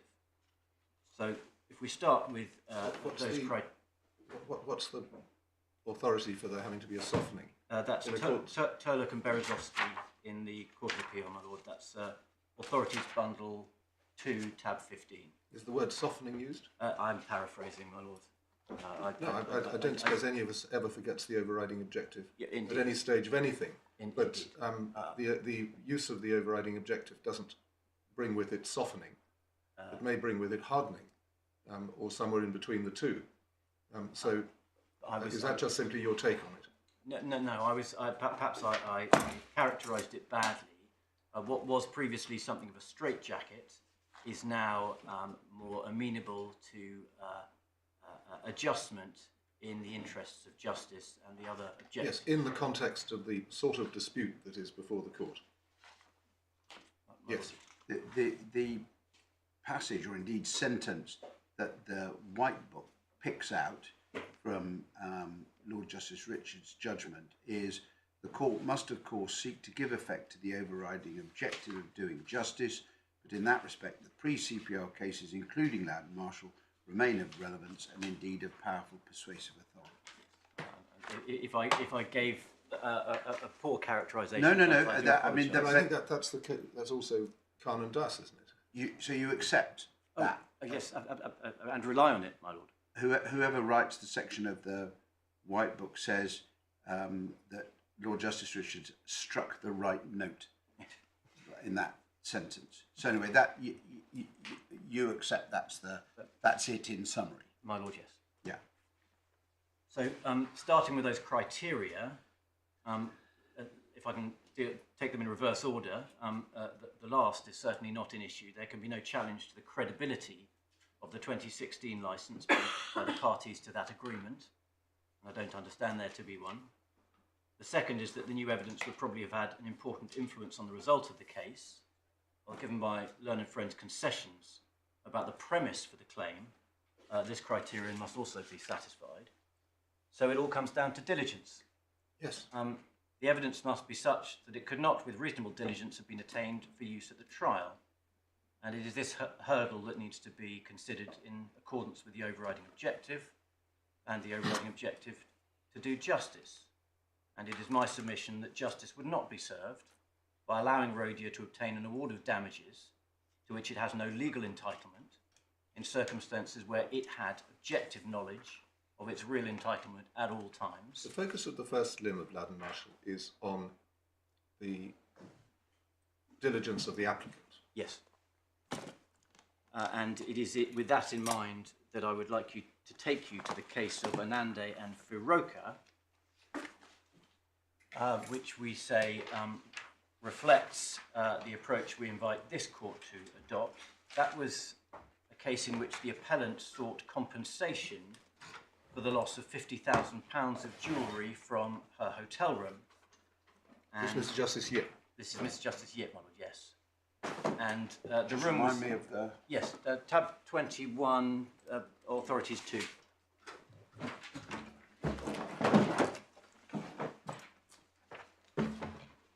So, her hotel room was secured with a special electronic lock, and the respondent hotel said that this was a state-of-the-art lock and couldn't have been breached, so the appellant must have left her door unlocked. And then just 3 days before trial, the hotel disclosed that there had been a spate of similar incidents with the same type of lock. And the appellant lost at trial, and then shortly before the appeal, she carried out some internet searches regarding this lock and found reports that it could be hacked, and she sought to introduce the reports on appeal. Because they were the result of simple internet searches, there was no doubt that they could have been found before the trial. And the respondent said that they failed to clear the reasonable diligence hurdle of Ladd and Marshall. And if I could take you forward to paragraph 25, on that subject, on that issue, the judge said that it was necessary to look at the conduct of both parties in relation to the late disclosure of evidence. She recorded that the respondent had disclosed documents relating to other incidents with the locks only shortly before trial. While we say contrast our position, the appellants have never disclosed either the 2016 licence or the NDA in these proceedings. Then she says that although the appellant might have been able to find the information, the respondent already had it and should have disclosed it. We accept that we might have been able to find the 2016 licence because our German lawyers had been given it 3.5 years before the inquiry started. But we had no way to find the NDA. By contrast, Anan Kasei and Rhodia had both documents at all times during this litigation, and I've explained why they should have been disclosed. Well, you had a way of finding the MDA because you had the licence. You said, can we see the MDA, please? Right. So, I mean, that wasn't difficult. We had the licence in a particular context, my lord, at a particular time. Well, that's a separate point. Yeah. But there's a difference between having a thread to pull on and having the document itself. We ought to have had the document itself to be able to read it for its governing position on the issues before the court. And then the judge says this. Further, the respondent made clear assertions that the Onity locks were state-of-the-art and difficult to overcome. I do not accept that reasonable diligence on the part of the appellant solicitors would have required an online search to check whether there was anything to counter that. Well, we submit that the point of principle that underlies that reasoning is that exercising reasonable diligence, in exercising reasonable diligence, it's legitimate to assume that your counterparty is playing by the rules and complying with the rules, and that reasonable diligence does not require my clients to adopt a cynical attitude towards the appellants. Instead, it is proper for them to proceed on the basis that pleadings are factually accurate and disclosure obligations have been complied with. And then at paragraph 27, the judge said this: the overriding objective involves dealing with cases justly. While recognising the importance of finality of litigation, I do not see how it is just to deny the appellant the right to rely on evidence that would have been before the court at trial had the respondent properly complied with its disclosure obligations. We say that point is, we say our case is squarely in line with that proposition for the reasons I've explained. Now, the last point I want to tackle is that in any event, we do not accept that there is any lack of diligence on the part of Neo. The appellant's case relies on the provision of this license to Neo's German lawyers in 2016 as one of the documents associated with the German claim there, and the fact that it was passed on to the UK, where it was considered in 2016 and then put into storage. We say for 3 reasons that doesn't establish a lack of diligence. First, the UK quantum stage didn't begin until 3.5 years after the license would have been reviewed.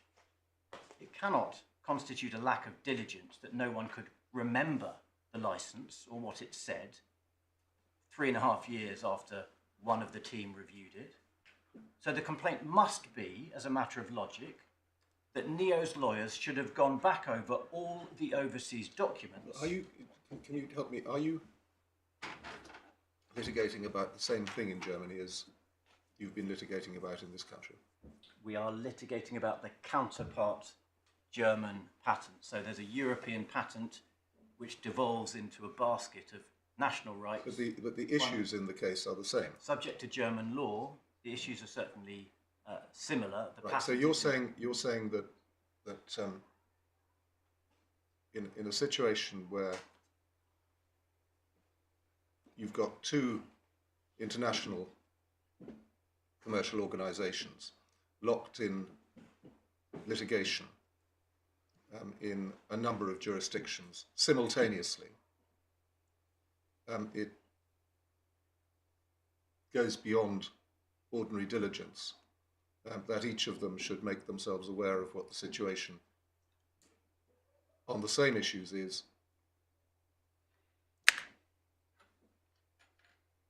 in each jurisdiction.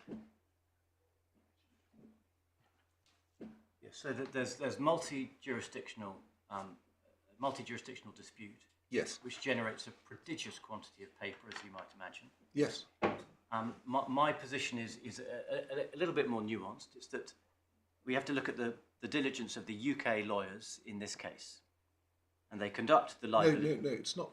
It's nothing to do with the diligence of lawyers. Well, it's to do with the diligence of parties. The parties and their lawyers. Very so good. You're saying that your organisation, equipped as it is with the ability to hire the best lawyers in whatever jurisdiction it litigates, would be being asked to do more than ordinary diligence to know what's going on in each of its litigations. I wouldn't put it at that level, but I do not accept that reasonable diligence would have required, or did require, a review at the beginning of the quantum stage here of documents received from other jurisdictions. You say the quantum stage, but we've established it's not. It's causation. Very well. And so the liability is simple, and the quantum stage, as you call it, is simply the second part. So everybody knew, if the first stage was successful, that there would be a second stage. It's not as if it started afresh. And given the way that things are done, it must have been, or should have been plain, that questions as to causation were going to be dealt with at that second trial, and the exclusive license point on the face of it seems to be relevant. Yes, I don't think with the benefit of hindsight, absolutely one can see that this license was relevant, but it was received at the liability stage. No one logged it as a potential document for the quantum stage. I don't believe that's the accusation that's being put against me, but I certainly don't understand that to be in any way conventional to do so, and therefore the proposition, it seems to me, comes down to this: when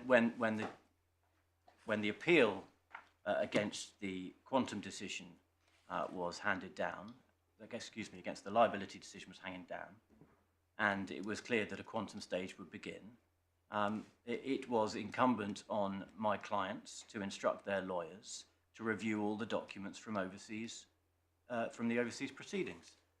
And I say that is not conventional, and that's an unnecessary and unrealistic burden to add to what is already It's not to review all the documents. It's to have a basic understanding of what's going on in its own litigation.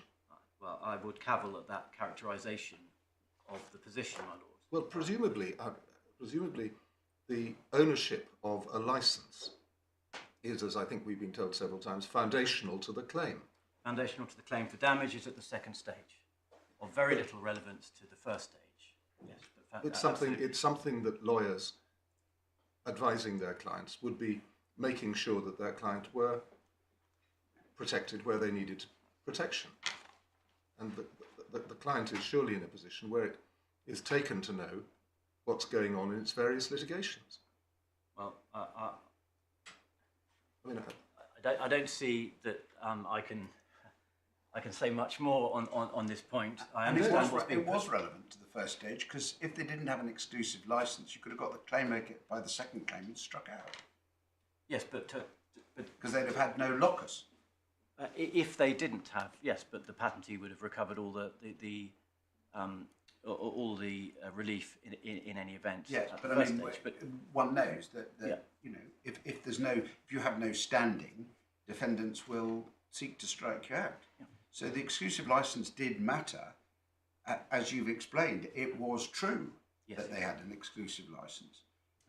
So the basis of the claim, I think the real question is whether the basis of the claim, which is the exclusive licence, was something that should have been scrutinised. Reasonable diligence required it to be scrutinised at the outset, because your submissions as to what the licence, the inference to be drawn from the licence, in that sense works against you on reasonable diligence, because if you look at the licence, your cases, you look at the licence, you can see they had no ability to claim prior to either the date of the licence or certainly not before the effective date. Right. So reading it if you read it in 2016 at the liability stage, you would say, as a lawyer, you'd say, well, they've got status, and so there's no problem with that. Unless you at the same time... strikeout application for warrant of standing would have failed. Indeed.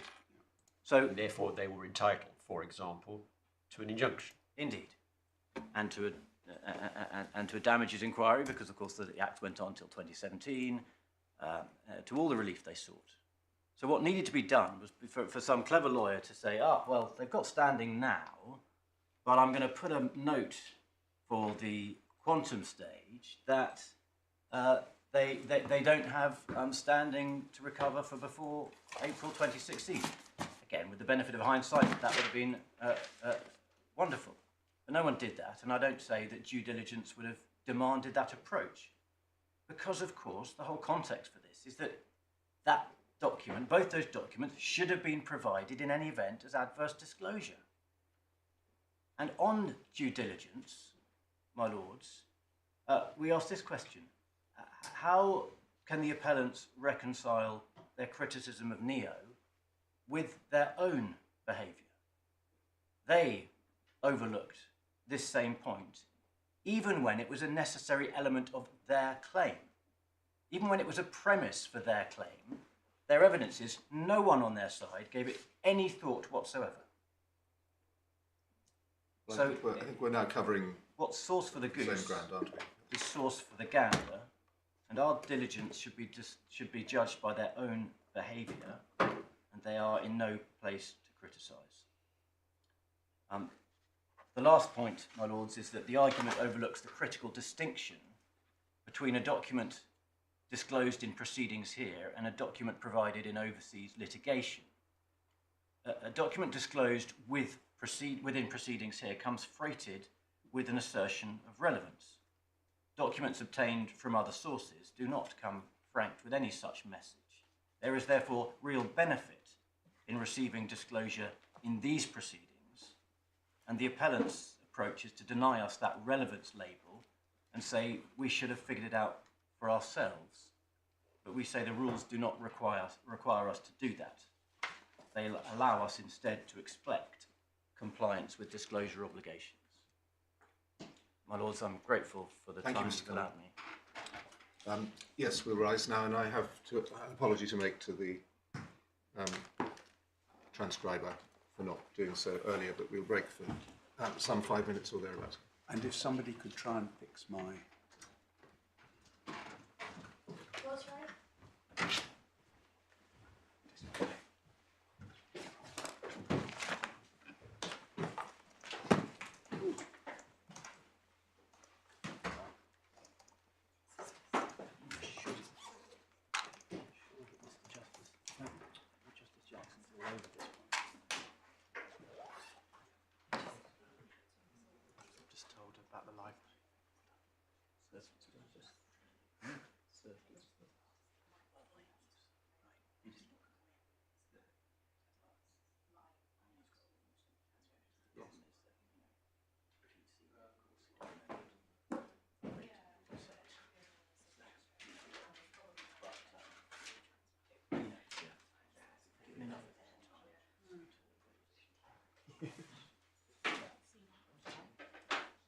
Yeah.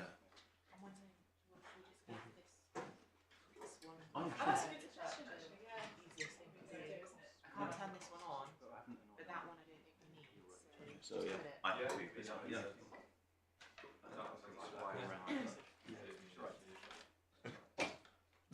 Using that one.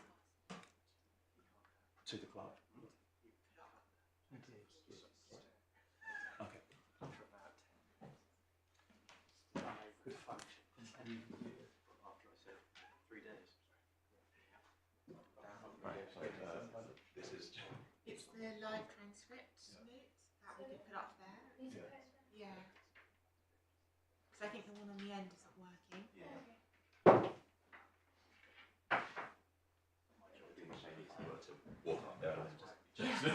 Just because, hey. It's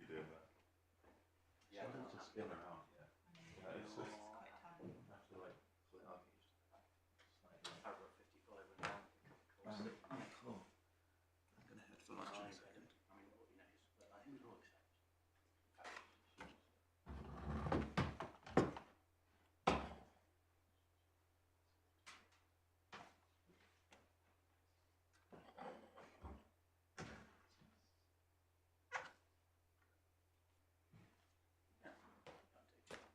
But I've got no sympathy for them.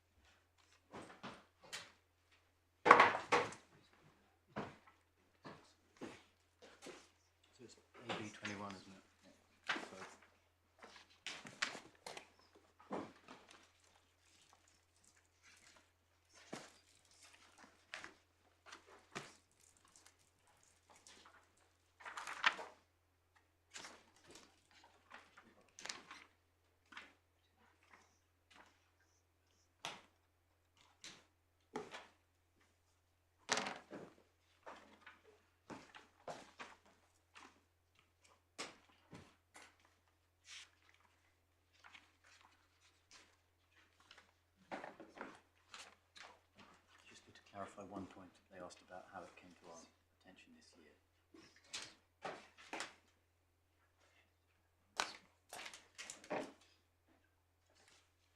Someone fix the light. We've tried to. Do you just want one of these other computers instead? I think that's what they've done. That's what we did.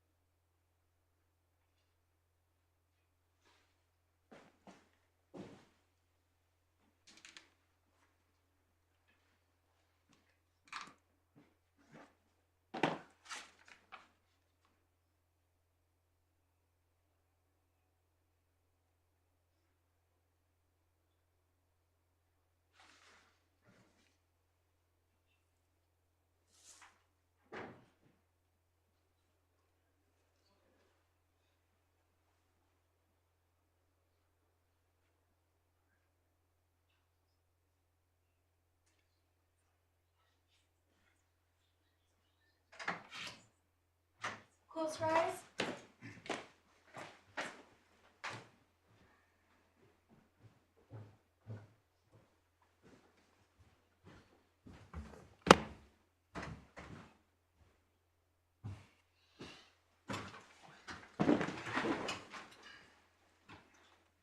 There was just one answer I gave to a question that was slightly garbled, and I just wanted to clarify.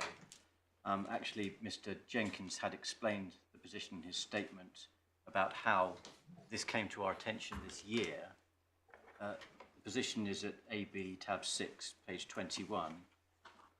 The German damages complaint was sent to Bird & Bird in Germany on the 30th of December of 2021, but service was not accepted, but that is when the document first arrived. And then in mid to late April, so after the judgment here, my instructing client, Mr. Morris, was discussing the German damages statement, a statement of claim with the German lawyers, and was surprised. He noted a distinction between the approach taken there and the trial in the UK because he had attended the trial. Then he asked for the licence and sent it to Bird & Bird in London. Thank you very much. Very well. Mr. Mitchison, we don't need to hear from you in relation to the disclosure application or Respondents' Notice 5 and 6. We take the view that that being the case, the strikeout application falls away. Very well. Now, I believe that that concludes the business before this court. Can we sincerely thank you all for the work that's gone into making the appeal able to be heard in the timescale in the way that it has been.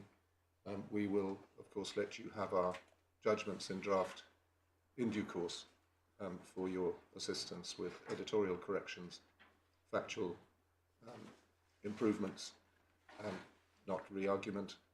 You'll please, as ever, take careful note of the embargo on distribution until the judgments are handed down in due course. And we'll look to you, please, to agree an order reflecting our decision. And if there are any matters in which you can't agree, we'll deal with those by written procedure. Of course, there'll be no need for anybody to attend for the handing down of the judgments. Are there any other matters before we rise?